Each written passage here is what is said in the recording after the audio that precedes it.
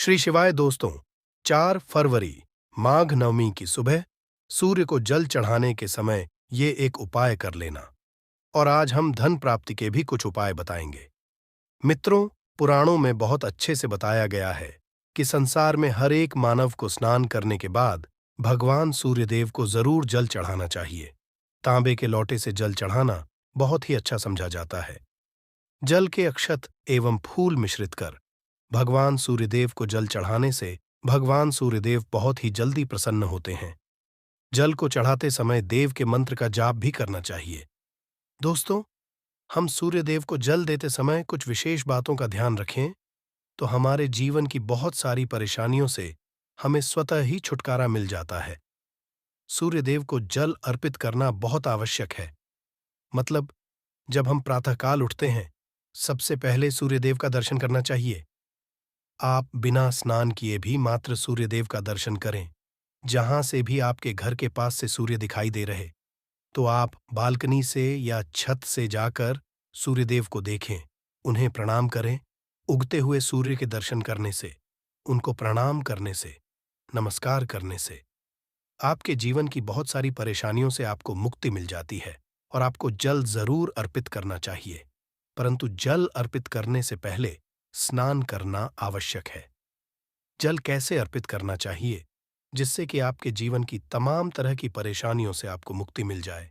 अगर आपके विवाह में कोई बाधा आ रही है, मन चाहा विवाह चाहते हैं, चाह जीवन साथी चाहते हैं, कर्ज में गिरे हुए हों, धन का अभाव है, व्यापार आपका नहीं चल रहा है, या फिर आपकी संतान प्राप्ति में बाधा है, किसी भी तरह की आपकी कोई परेशानी है, अगर आप सूर्य देव को जल अर्पित करते समय कुछ विशेष बातों का ध्यान रखें तो बहुत ही जल्द आपकी परेशानी से आपको छुटकारा मिलता है। सूर्य देव को जल अर्पित करने से सरकारी नौकरी में आ रही बाधाएं दूर होती हैं। हमारा सूर्य जब मजबूत वो होता है तो हमारे को समाज में मान प्रतिष्ठा की प्राप्ति होती है, सम्मान की बनती होती है, आत्मविश्वास बढ़ता है, मन मजबूत होता है, जिससे कि हम जीवन के हर क्षेत्र में सफलता हासिल करते हैं। किसी भी तरह का डर हमारे मन में नहीं रहता है। आत्मविश्वास से हमारा मन जो है भरा रहता है। सूर्य देव को जल अर्पित करना बहुत ही आवश्यक है। मतलब, हर रोज आप स्नान के बाद जल तो जरूर अर्पित कीजिए। किस तरह आप जल अर्पित करें जिससे कि आपके जीवन की समस्त परेशानियां दूर हो, ये सभी बातें मैं आज आपसे इस वीडियो में शेयर करने वाली हूं। और अगर आपको पूरी वीडियो जरूर देख लीजिए। पूरी वीडियो देखने के बाद अगर आपको आज की वीडियो अच्छी लगे तो इसे लाइक कर दीजिए और ज्यादा से ज्यादा इस वीडियो को अपने फैमिली फ्रेंड्स के साथ शेयर कीजिए। चैनल पर पहली बार आए हैं तो चैनल को सब्सक्राइब जरूर कर लीजिए, बेल बटन को प्रेस लीजिए। इससे ये होगा कि इस तरह की सभी वीडियोस की नोटिफिकेशन आपको सबसे पहले मिलेगी। अब बात करते हैं कि सूर्यदेव को जल अर्पित करते समय हमें किन बातों का विशेष रूप से ध्यान रखना चाहिए, क्योंकि भविष्य पुराण के अनुसार सूर्य को अर्घ्य देते समय कुछ खास का ध्यान रखना चाहिए। तो कौन सी है वो बातें जिससे कि ध्यान अगर हम रखेंगे तो सूर्य की कृपा हमें बहुत ही जल्द मिल जाती है। सबसे पहले अगर आपको सूर्य देव को जल देना है, जो कि देना ही आपको, तो प्रातःकाल जल्दी उठना चाहिए। जल्दी मतलब सूर्योदय से पहले उठ जाए। सूर्य के निकलने से पहले हमें उठ जाना चाहिए। और सूर्य के निकलने के बाद अगर हम उठते हैं, सूर्योदय के बाद अगर हम उठते हैं तो हमारा सूर्य वैसे भी खराब हो जाता है और आपको अशुभ फल देने लग जाता है। तो इसीलिए सूर्योदय से पहले उठें, उठकर स्नान इत्यादि कर लें। उसके बाद आपको सूर्य देव को जल देना है। साफ स्वच्छ वस्त्र धारण करके सूर्य देव जहां से भी आपको दिखाई दे, अपने घर में बालकनी से आपको जल देना चाहिए। अच्छा, अगर सूर्य देव ना दिखाई दे, आप किसी ऐसी जगह रहते हैं जहां से सूर्य नहीं दिखाई देते हैं, तो ऐसे में आप अपने घर में जिस भी कमरे में हैं, अगर आप कमरे में भी हैं, वहां पर भी सूर्य देव को स्मरण करते हुए किसी भी पात्र में जल दे सकते हैं। ये नहीं है कि सूर्य देव दिखाई नहीं दे रहे हैं तो आप जल नहीं दे हैं। आप बिल्कुल अपने कमरे में बैठकर ही सूर्य देव की आराधना करें, उनको स्मरण, उनके मंत्र का जाप करें, आदित्य हृदय स्तोत्र का पाठ करें। और सूर्य देव को जल भी आप अपने कमरे में ही किसी भी पात्र में दे सकते हैं। और उसके बाद उस पात्र का जल उठाकर आप किसी गमले में डाल दीजिए। तुलसी के गमले में नहीं डालना है, इस बात का आपको ध्यान रखना है। और उसके बाद आपको स्नानित अगर आपको सूर्य देव दिखाई दे रहे हैं घर से, तब तो अत्यंत श्रेष्ठ है।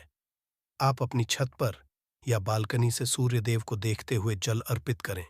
तो इसके लिए आपको का एक पात्र तांबे के लोटे से सूर्य देव को जल अर्पित करना चाहिए और आप उसमें शुद्ध जल भरें। उसके बाद ही आपको सूर्य देव को जल देना है। सांप स्वच्छ जल भरकर और दोनों हाथों से आपको पात्र पकड़ना है। दोनों हाथों से जब आप पात्र पकड़े तो इस बात का ध्यान रखें कि आपके अंगूठे का स्पर्श उस पात्र से नहीं होना चाहिए और आप तभी भगवान सूर्य देव को जल अर्पित करें। सूर्य को जब जल दे रहे हैं तब आपको ये भी ध्यान रखना है कि जब वो धार है तो वो आपके पैरों पे उसके छींटे ना पड़े। तो इसके लिए आप क्या करें, अपने सामने या तो एक पात्र रखकर आप जल दीजिए, कोई गमला रख लीजिए या कोई साफ पात्र रख लीजिए जिसमें आपको सूर्य देव को देखते हुए स्मरण करते हुए जल देना है। इस तरह से आप सूर्य देव को जल दें। और जब आप सूर्य देव को जल देते हैं तो मंत्र जरूर बोलना है आपको, ओम सूर्याय नमः, ओम भास्कराय नमः या ओम ब्रह्म स्वरूप। इन्हें श्री सूर्य नारायण श्री ओम ब्रह्म स्वरूप श्री सूर्य नारायणाय नमः, इस मंत्र के सूर्य देव को जल दे सकते हैं। गायत्री के द्वारा भी आप सूर्य देव को जल दे सकते हैं। तो मंत्र का उच्चारण करते हुए, जिस भी मंत्र का आप उच्चारण कर पाते हैं उसका उच्चारण करते हुए भगवान सूर्यदेव को जल देना चाहिए। पूर्व दिशा की तरफ आपका मुख होना चाहिए। जब आप सूर्यदेव को जल देते हैं और थोड़ा सा झुककर ही सुबह के समय जल दिया जाता है, तो इसी तरह से आपको जल देना है। और आपको ध्यान रखना है कि जब आप सूर्य को जल देते हैं तो जो अहदार गिरती है, पानी की जो आप अर्पित कर रहे हैं, तो जल की धार गिर रही है, उसके बीच से जो सूर्य की किरणें आती हैं उसको देखिए और उसे देखते हुए आपको जल देना चाहिए। जल देने के बाद आपको परिक्रमा जरूर करनी चाहिए। जब भी आप सूर्य देव को जल अर्पित करते हैं उसके बाद आपको परिक्रमा करनी है। आप चाहे तो एक परिक्रमा कर सकते हैं, चाहे तो 3 परिक्रमा कर सकते हैं। भगवान सूर्य के मंत्रों का स्मरण करते हुए जिस जगह पर खड़े हैं आप उसी जगह पर आपको 1 बार या 3 बार प्रदक्षिणा करनी है, परिक्रमा करनी, ऐसा कहता है भविष्य पुराण। सूर्य देव का ध्यान करते हुए अगर परिक्रमा की जाए अर्घ्य देने के बाद तो समस्त तरह की परेशानियां दूर हो जाती हैं और सभी तरह की इच्छाएं भगवान सूर्यदेव उस व्यक्ति की पूर्ण करते हैं जो सूर्यदेव को जल अर्पित करने के बाद परिक्रमा करता है। तो इस तरह से आपको ध्यान रखना है, जल देते समय बहुत ही सावधानी से आपको सूर्यदेव को जल देना चाहिए और आपको ध्यान रखना है कि आप सुबह सूर्योदय से पहले उठ जाएं और स्नान करने के बाद उगते हुए सूर्य को जल दें तो श्रेष्ठ रहेगा। और जब आप जल चढ़ा रहे हो, पैरों में जूते चप्पल नहीं होने चाहिए, परंतु आप चाहे तो अपने पैरों के नीचे एक आसन रख सकते हैं जिससे कि आपका सीधा स्पर्श, सीधा संपर्क धरती से ना हो। अगर आप रखना चाहें तो रख सकते हैं, वैसे अगर ना भी रखें तो ऐसी कोई बात नहीं है, परंतु अगर आपके पैरों के नीचे आसन होगा तो ज्यादा अच्छा होगा। परंतु आप नंगे पैर रहें, चप्पल या जूते नहीं पहनने हैं। चप्पल जूते पहनकर जल नहीं देना है। जल चढ़ाते वक्त आपको ध्यान रखना है कि वो पानी जो उसका स्पर्श आपके पैरों में ना हो। और जब आप जल चढ़ा लेते हैं तो उस जल का स्पर्श, मतलब जो जल आपने चढ़ाया है नीचे धरती पर है, वहां से आपको अपनी 2 उंगलियों से जल लेना है और अपने मस्तक पर, अपने हृदय पर लगाना है। इस तरह से आपको सूर्य देव को जल अर्पित करना है।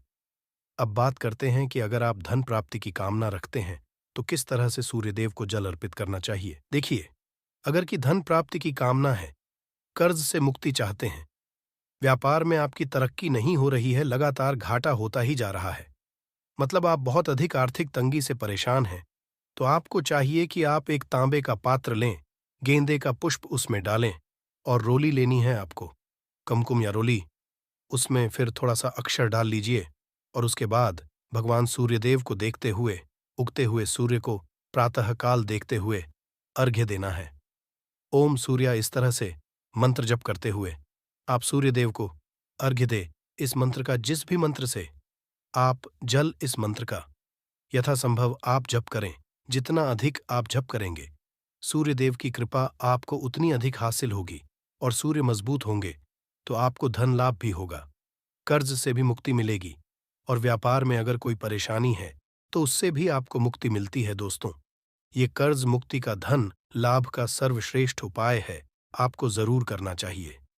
अगर आपके विवाह में किसी तरह की बाधाएं आ रही हैं, मनचाहा जीवन साथी चाहते हैं, तो आपको चाहिए कि आप एक तांबे के पात्र जल लें और उसमें आपको कनेर का पुष्प डालना है। पीला कनेर का पुष्प ले सकते हैं आप, और आंवले का रस चाहिए, आंवले का रस ले लीजिए, और हल्दी का पाउडर।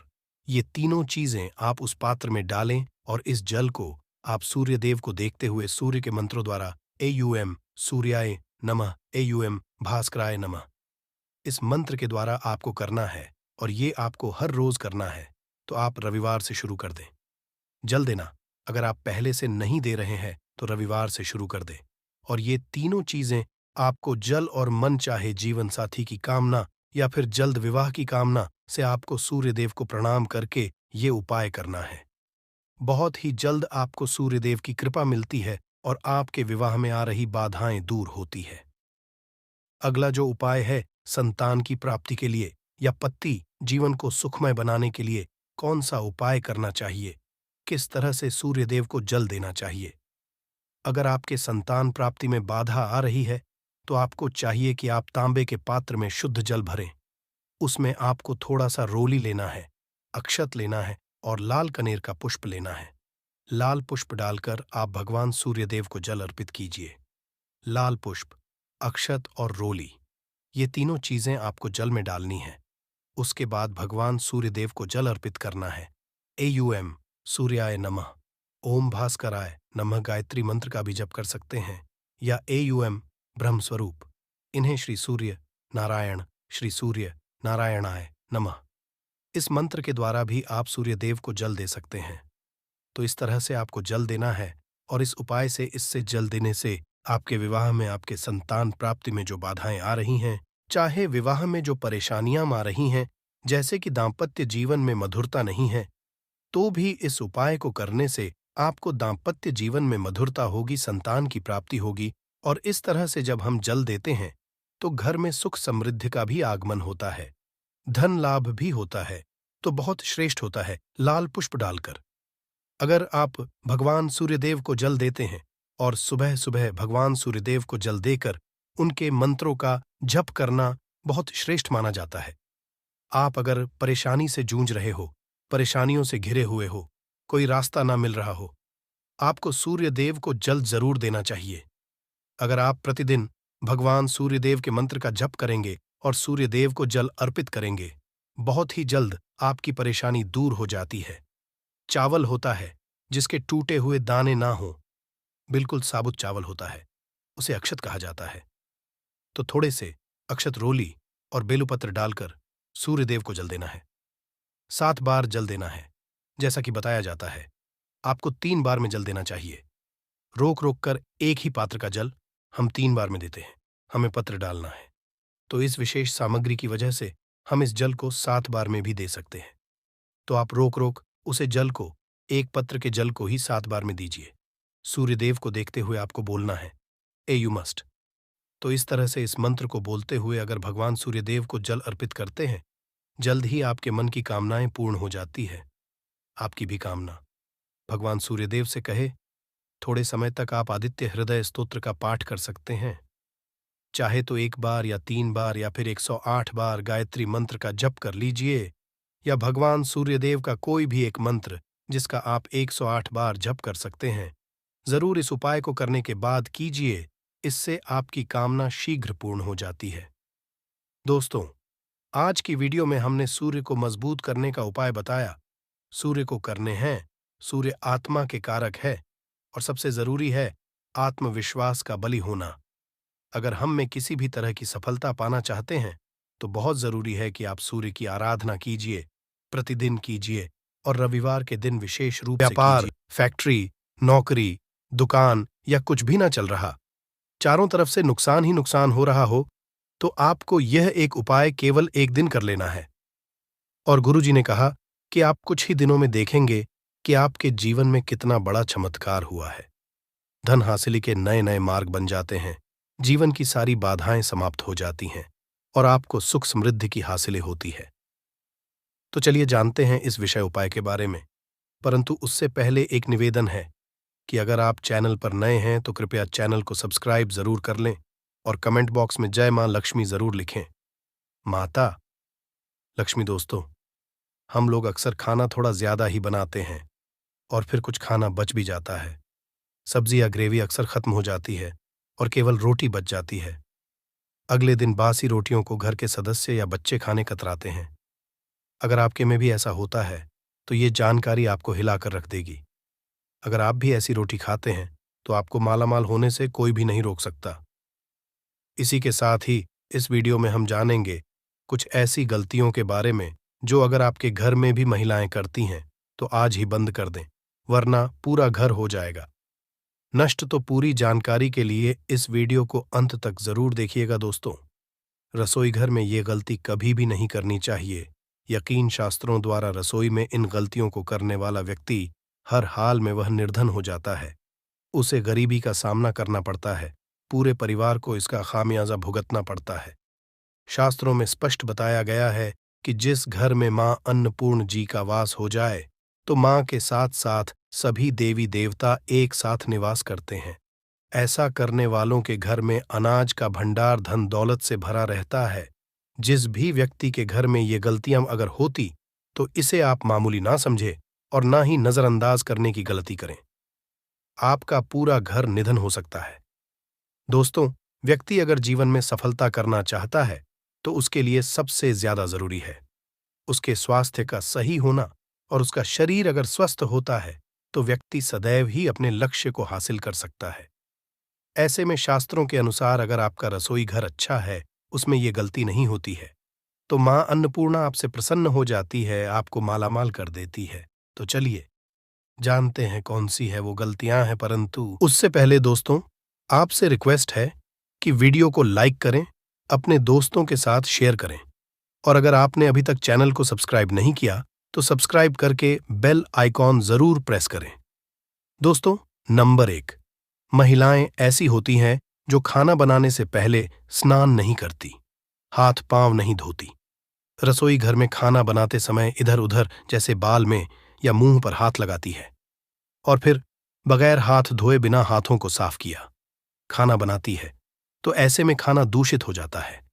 इस तरह का खाना खाने पर घर परिवार में बीमारी आती है। माता अन्नपूर्णा जी नाराज हो जाती हैं। ऐसे घरों में दरिद्रता का वास हो जाता है। ऐसे घर में रहने वाले व्यक्ति कामयाबी हासिल नहीं कर पाते और राहु केतु का भी बुरा प्रभाव पड़ता है। इसीलिए गलती कभी भी नहीं करनी ही चाहिए। सदैव स्वच्छ हाथों से ही खाना बनाना चाहिए। ऐसा करना माता अन्नपूर्णा को अति प्रसन्न करती है। दोस्तों, नंबर 2, शास्त्र में बताया गया है जहां पर महिलाएं भोजन बनाती हैं वह स्थान स्वच्छ ना हो तो राहु केतु का बुरा प्रभाव पड़ता ही है। साथ ही क्षण भी रुष्ट हो जाते हैं। ऐसे घरों में कमाने वाले व्यक्ति पर बुरा असर होता है। पूरा हर धीरे धीरे निर्धनता का शिकार होता चला जाता है। इसीलिए घर सदैव साफ सुथरा रखना चाहिए और गंगा जल से छिड़काव जरूर करना चाहिए। ऐसा करने से माता अन्नपूर्णा आकर्षित होती है और आपको आपके हर कार्य में कामयाबी मिलेगी। साथ ही उसके परिवार के हर सदस्य को उनके काम में कामयाबी मिलती है। नंबर 3, दोस्तों, अपने घर में धारदार चीज नहीं रखनी चाहिए। इससे परिवार में तनाव बढ़ता है और झगड़े आदि होने लगते हैं। ऐसे में रसोई घर में 1 या 2 से ज्यादा चाकू छुरी नहीं रखने चाहिए, ऐसे जिसका आप उपाय नहीं करते हैं, परंतु आपने अब तक रसोई घर में उसे रखा हुआ है, तो ऐसे ही बेकार परिधारदार वस्तुओं को तुरंत ही बाहर कर देना, क्योंकि ऐसी चीजें घर में रखने से नकारात्मकता आकर्षित होती है। इससे काफी बुरा प्रभाव पड़ता है। नंबर 4, रसोई घर के सामने जूते, चप्पल, झाड़ू, पोछा कभी भी नहीं रखना चाहिए। इससे माता अन्नपूर्णा नाराज होती है और पूरे घर को गरीबी का सामना करना पड़ता है। इसे पाप भी समझा जाता है। इसीलिए आपको कभी भी चप्पल, जूते या झाड़ू, पोछा घर के सामने नहीं रखनी चाहिए, क्योंकि इससे घोर अनर्थ हो सकता है और माता नाराज हो सकती है। नंबर 5, रसोई घर में खाना बनाते समय में महिलाओं को भोजन झूठा नहीं करना चाहिए। ऐसा करने मां अन्नपूर्णा जी का पूर्ण अपमान होता है। इससे घर में दरिद्रता का वास हो जाता है और माता लक्ष्मी भी घर से रूठकर चली जाती है। बहुत सी महिलाएं खाना बनाते समय खाने में नमक या मसाले चेक करने के लिए भी खाने लगती है। ऐसा नहीं करना, शुभता का ख्याल रखें और खाना बनाते समय पूरे खाने को कभी भी झूठा न करें, क्योंकि ऐसे में उनका अपमान समझा जाता है, घर की सुख शांति भंग हो जाती है। इसीलिए अगर आप खाना बनाएं तो सबसे पहले आप खाने को थोड़ा कहीं पर चढ़ा दें, थोड़ा सा किसी को खिला दें, तब भी आप भोजन छक सकते हैं। नंबर 6, अगर बार बार आपके भोजन में बाल निकल आते हैं, इसे आप मामूली ना समझें। ऐसा समझा जाता है कि खाने में बार बार बाल आना राहु केतु का बुरा प्रभाव होता है। ऐसा घर सदैव निधन का निधन ही रहता है। खाने में कभी भी बाल नहीं आना चाहिए, क्योंकि यह मां अन्नपूर्णा का सबसे बड़ा अपमान समझा जाता है। ये घोर अनर्थ समझा जाता है। ऐसे में शुद्धता भी भंग हो जाती है और परिवार को भयंकर बीमारियों का सामना करना पड़ सकता है। ये भूल कर भी ना करें और खाना बनाते समय सदैव औरतों को अपने बाल बांधकर ही खाना बनाना चाहिए। दोस्त, वास्तुशास्त्र के अनुसार कुछ वस्तुएं ऐसी हैं जो रसोई घर में बिल्कुल भी नहीं रखनी चाहिए। इन्हें रखने से परेशानियों में वृद्धि भी होने लगती है। नंबर 1, शीशा घर को सुंदर रखने के लिए कुछ लोग किचन में शीशा लगा देते हैं, परंतु शास्त्र की माने तो रसोई घर में शीशे का उपाय नहीं करना चाहिए।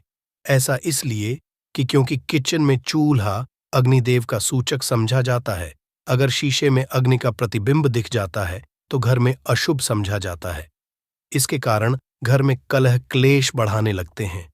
इसी के साथ साथ घर की आर्थिक स्थिति भी बिगड़ने लगती है।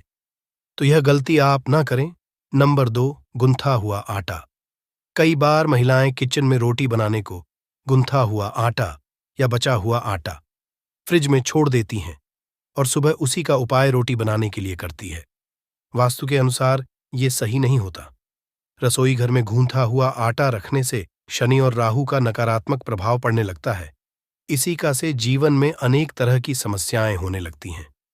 नंबर 3, टूटे कई तरह के बर्तन उपाय होते हैं। टूटे हुए बर्तन ना रखें।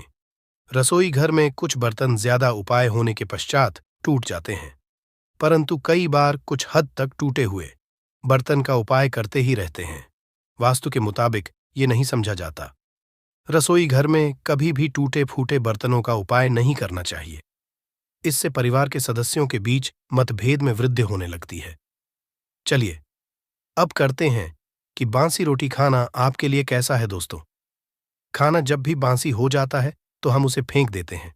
शायद आपने कभी भी नहीं सोचा होगा कि बासी खाना भी आपके लिए अच्छा हो सकता है। ऐसे में जाने बासी रोटी आपके स्वास्थ्य और भाग्य पर क्या असर डालती है, जिसे जानकर आप चौंक जाएंगे। दोस्तों, आपको बता दें कि बासी रोटी पाचन तंत्र के लिए चमत्कार से कम नहीं है।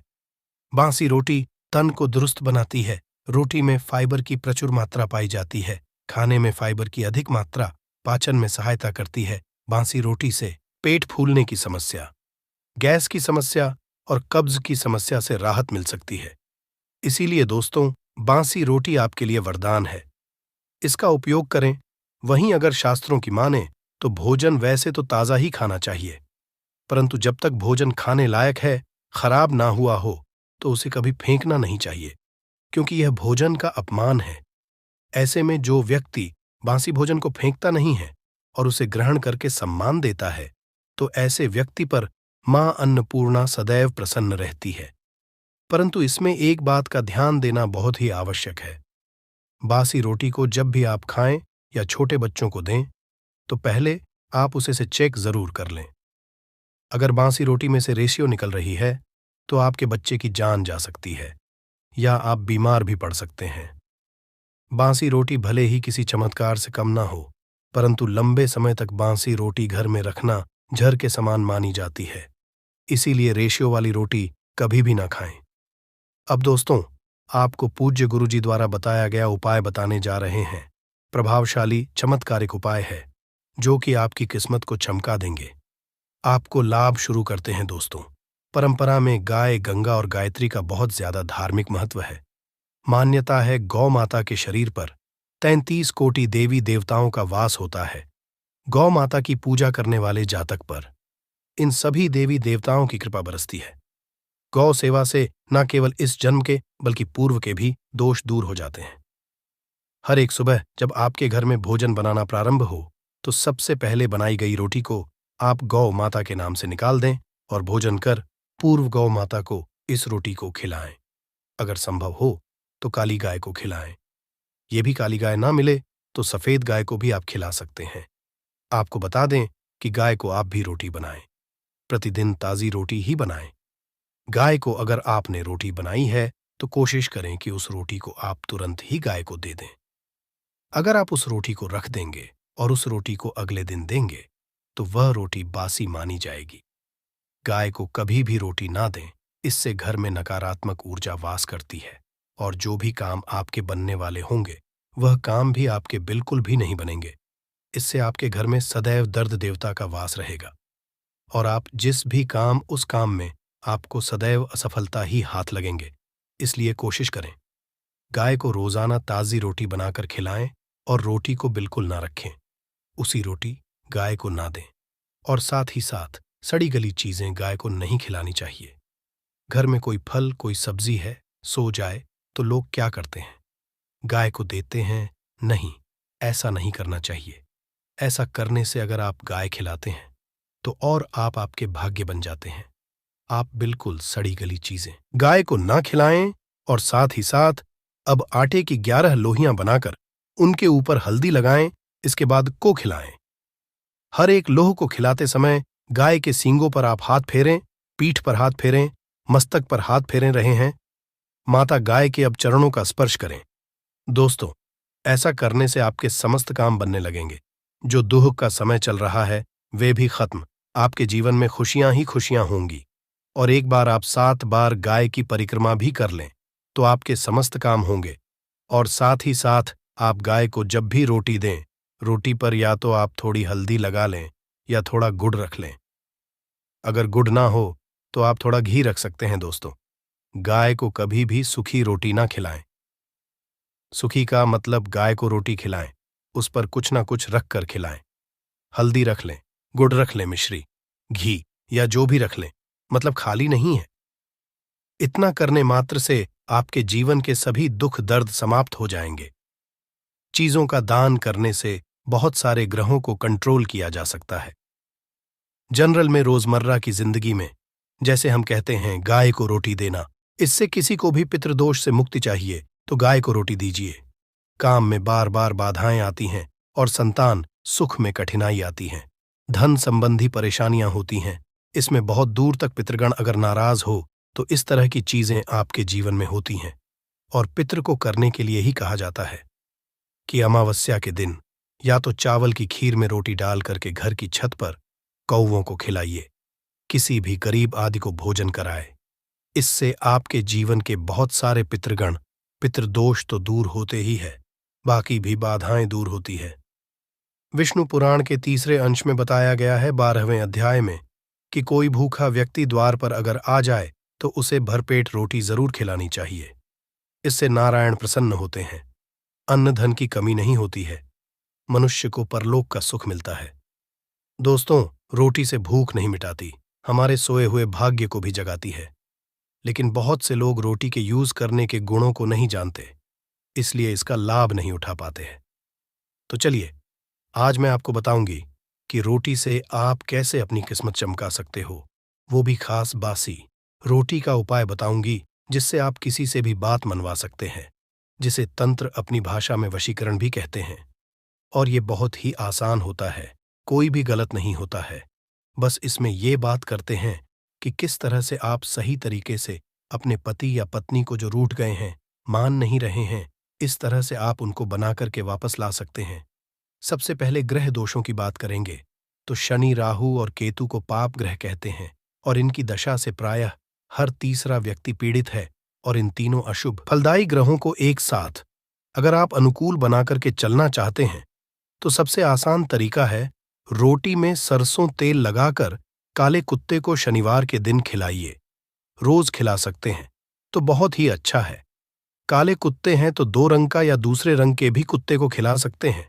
ये सभी चीजें ग्रह दोष आपके जीवन से दूर होती हैं। नजर दोष हो, किसी ने कुछ किया, धरा हो, किसी ने बांध दिया हो, भूत प्रेत आदि का साया पड़ा हो, जो भी मानते हैं ये अननेचुरल चीजों में, वो सभी को केतु ग्रह से संबंधित समझा जाता है। और कुत्ते को भी क्या मानते हैं, हम केतु ग्रह से संबंधित होता है।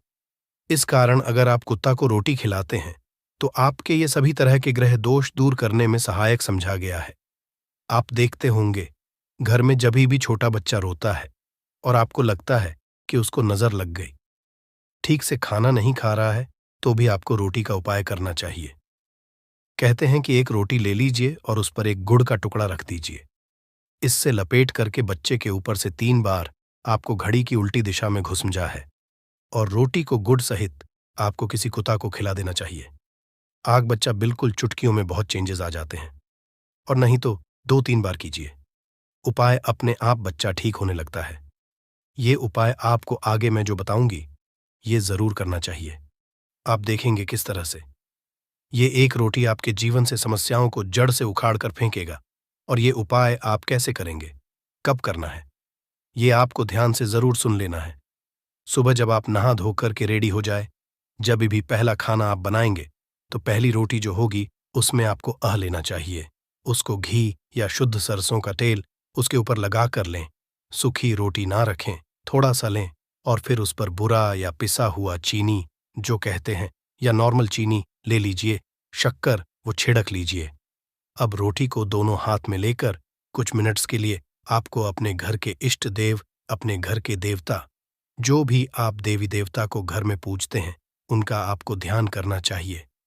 सिर्फ मन में नमस्कार करें और ध्यान करें, कुछ मांगने की, कुछ शिकायत करने की, कोई नेगेटिव बात बोलने की जरूरत नहीं है, क्योंकि शक्ति सब समझते हैं कि आपको क्या चाहिए। अब इस रोटी के बराबर बराबर आपको 4 टुकड़े कर लेने हैं और इन 4 टुकड़ों को आपको अलग अलग जगह पर रखना है। अब पहला टुकड़ा रोटी का कहाँ रखेंगे? पहला टुकड़ा इस एक टुकड़े के छोटे छोटे 2 टुकड़े कर लीजिए और अपने घर की छत पर, या आप फ्लैट में रहते हैं तो अपनी बालकनी आदि में रख दीजिए। पक्षियों को खाने के लिए रख दीजिए। अगर घर